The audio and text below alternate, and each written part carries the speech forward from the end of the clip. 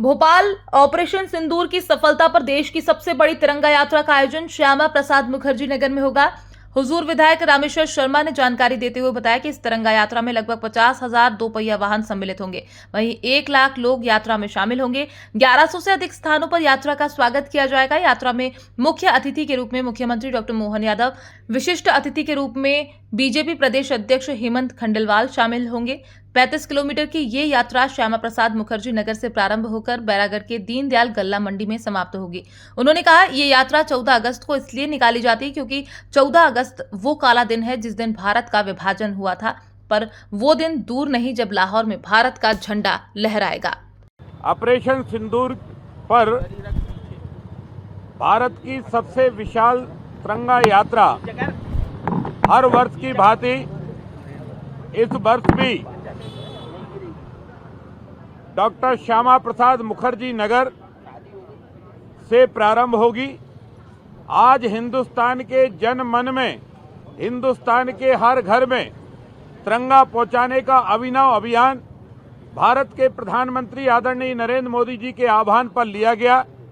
भारत के हर घर पर, चाहे कच्चा मकान हो, पक्का हो, झुग्गी हो, महल हो, अटारी हो, दुकान हो, व्यवसाय हो, फैक्ट्री हो, सबने तिरंगा यात्रा लगाने का काम आज पूरे देश भर के अंदर चल रहा है। उसी के तहत हमने भी ये तिरंगा यात्रा का भव्य आयोजन किया है।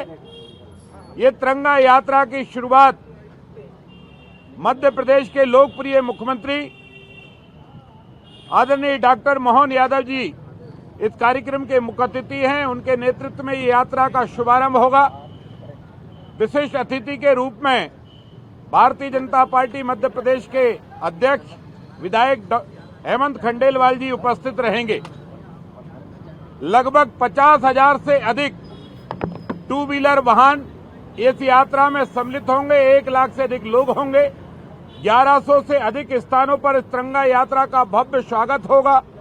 इस स्वागत समारोह में जगह जगह आम नागरिक इस तिरंगा यात्रा को देखने का और जनमन में इस तिरंगे की भावना को जागृत करने के लिए स्कूल के बच्चे, कॉलेज के बच्चे, व्यावसायिक रहवासी संघ, सामाजिक प्रतिष्ठान, सामाजिक व्यापारिक और नागरिकों की सोसाइटियां अनेक स्थानों पर स्वागतों का भव्य आयोजन करेंगे। लगभग 5 लाख से अधिक लोग इस यात्रा में स्वागत के रूप में सम्मिलित होंगे। ये यात्रा डॉक्टर श्यामा प्रसाद मुखर्जी नगर कुलार में प्रातः 10 बजे राष्ट्रगान के साथ शुरू होगी। माननीय मुख्यमंत्री जी इस यात्रा का शुभारंभ करेंगे, यात्रा में साथ रहेंगे। राष्ट्रगान के बाद ये डी मार्ट यात्रा आएगी।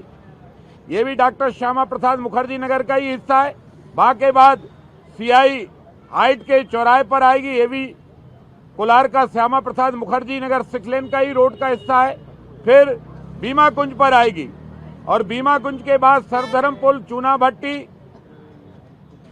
कोलार तिराया, वहां से मैनिट के बाद माता मंदिर, पैलेटिन, अटल चौक, अटल पथ के बाद न्यू मार्केट, रोशनपुरा और बांगणगंगा से डॉक्टर हमारी स्वामी विवेकानंद पॉलिटेक्निक चौराया। इसके बाद राजा भोज स्टेचू, वीआईपी रोड से लाल घाटी से सीधे संत हृदयराम नगर बैरागढ़ के लिए यात्रा रवाना होगी।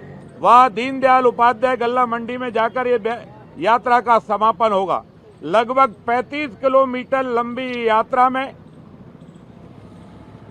50,000 से अधिक वाहन इस यात्रा में सम्मिलित होंगे। 1 लाख से अधिक नागरिक इस यात्रा में सम्मिलित होंगे।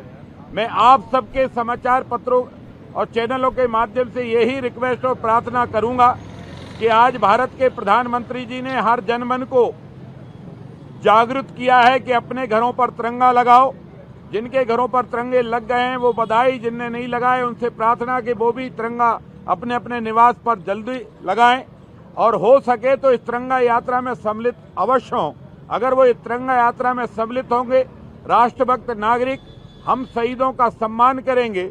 और 14 तारीख को हम तिरंगा यात्रा इसलिए निकालते हैं, कई लोग प्रश्न करते हैं कि जो देश का विभाजन हुआ है, ना उस समय के क्रांतिकारियों ने स्वीकार किया, ना उस समय के नागरिकों ने स्वीकार किया, तब भी भारत विभाजन के विरोध में भारत के नागरिक खड़े थे, भारत के देशभक्त खड़े थे।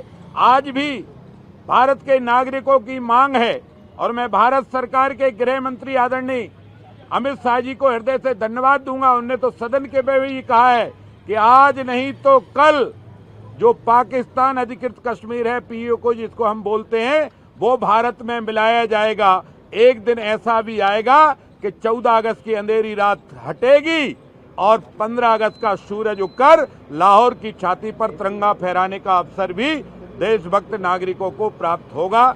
मैं इस तिरंगा यात्रा में अधिक से अधिक लोगों को सम्मिलित करने की आप सबसे प्रार्थना करता हूं।